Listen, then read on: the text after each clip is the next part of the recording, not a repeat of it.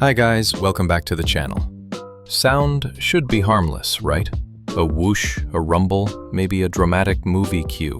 But sometimes sound stops being polite and starts acting like a physical threat, rattling windows, making coffee jiggle, and literally vibrating your bones. Today we're counting down the weird, slightly terrifying ways sound can go wrong, why thunder can feel like a full-body shiver, and how physics, physiology, and bad timing team up to make noise into a low-frequency menace. Number 10. Sound is pressure, not just noise. You probably think of sound as something your ears passively receive. Cute. Sound is actually tiny pressure waves traveling through air, or water, or metal. Molecules shove neighbors. Neighbors shove neighbors. It's a polite cue of nudges moving outward. Higher amplitude equals bigger shove equals louder. So when an extremely loud sound passes you, it's not just your eardrum getting tattled on. Your whole body feels the pressure front. Basically, sound is air doing push-ups, and your body is the floor. No mystery, just physics with an attitude. Number 9. Low frequencies get inside you. High-pitched sounds are annoying.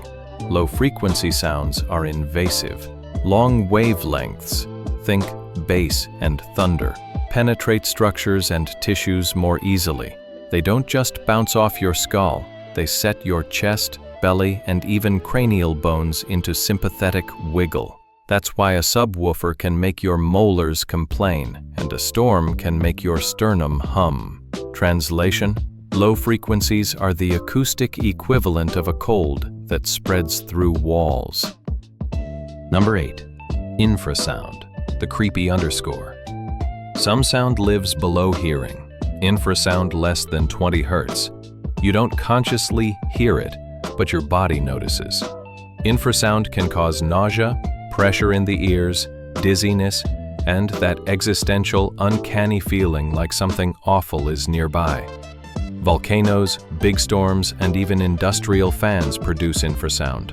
Your brain senses the mechanical input and goes alert mode without any helpful label like actual danger. Cue goosebumps and suspicious looks. Basically, infrasound is the universe's subtle way of saying, I could be dangerous, maybe. Number 7.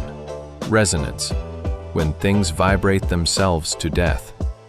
Resonance is the party trick that becomes a demolition plan. Every object has a natural frequency. Hit it with matching waves and the object responds by oscillating more. Bridges, buildings, and even your sinuses can resonate. If thunder or low-frequency sound hits the right pitch for a structure, small shakes amplify into big wobbles. Engineers worry about this. Orchestra conductors do not.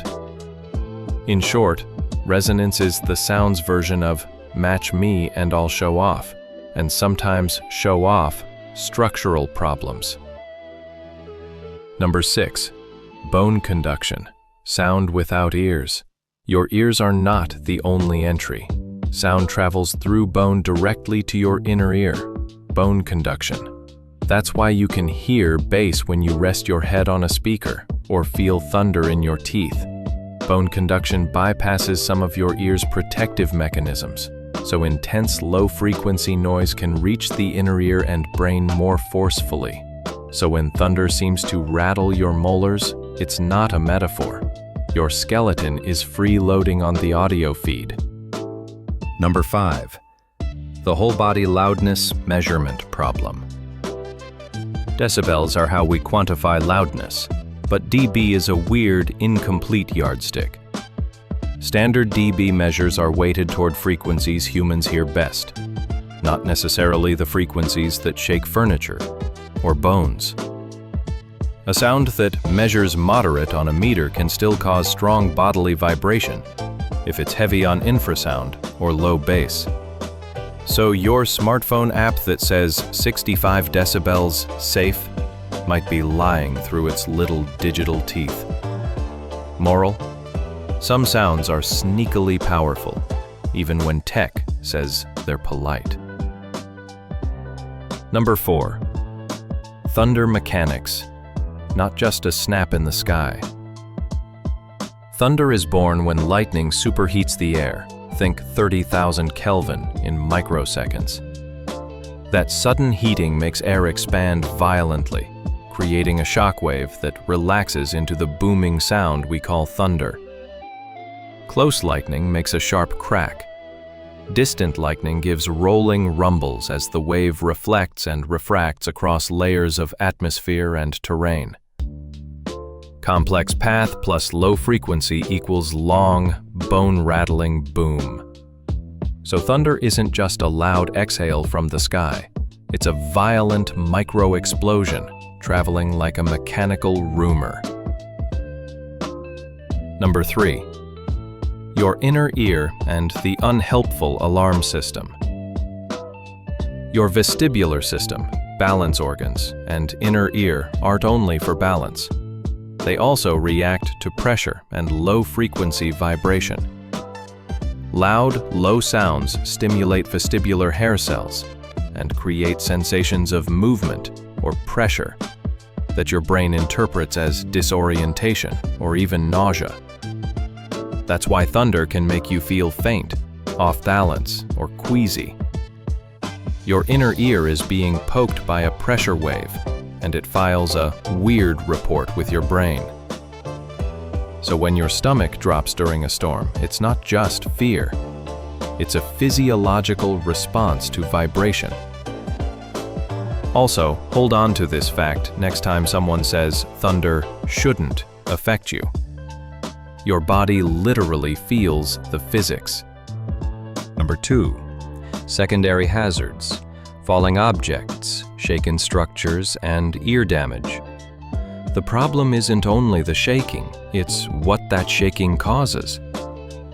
Vibration can loosen fittings, rattle unsecured shelves, and cause fractured plaster or cracked glass over repeated cycles. Shock waves can shatter weak windows or dislodge tiles. And then there's hearing itself. Repeated exposure to intense low-frequency sound can fatigue or damage hair cells in the cochlea, leading to temporary or permanent hearing loss. So thunder can be a cosmetic annoyance one day and a health hazard the next if you live in the wrong building or stand too close to repeated blasts. Number 1. When sound becomes a weapon, real-world low-frequency harm. This is the creepiest part. Humanity has weaponized low-frequency sound. From industrial sonic crowd control devices to alleged harassment via infrasound, we know low frequencies can cause nausea, disorientation, headaches, and anxiety. Experiments and real-world reports link persistent infrasound exposure to psychological stress and physiological symptoms. In nature, intense, prolonged low-frequency events like sustained storm bands or volcanic eruptions can produce similar effects over communities. Translation: when sound stops being just weather and starts being chronic exposure, it becomes a public health problem, and your bones are part of the evidence trail. So, what do you do when thunder starts auditioning for a horror movie in your chest? Quick practical list. Move away from glass and unsecured objects. Go inside heavy, insulated rooms if possible. Put soft padding between you and loud surfaces. Use ear protection, plugs or muffs, tuned for low-frequency damping if you live in a noisy area. And if you feel persistent dizziness or hearing changes, get checked by a doctor. For long-term living near constant low-frequency noise, consider structural mitigation, damping materials, improved window glazing, and decoupled shelving. Sound is not only heard, it can be felt, biologically processed, and sometimes weaponized. Thunder isn't always harmless ambiance. It's a physical event, pulling air, structures, and skeletons into collective vibration. Respect the physics, protect your ears, and maybe stop calling that low rumble just thunder. That's all for today. If you like this video, please hit the like button, comment, and subscribe. Your support will help this channel grow.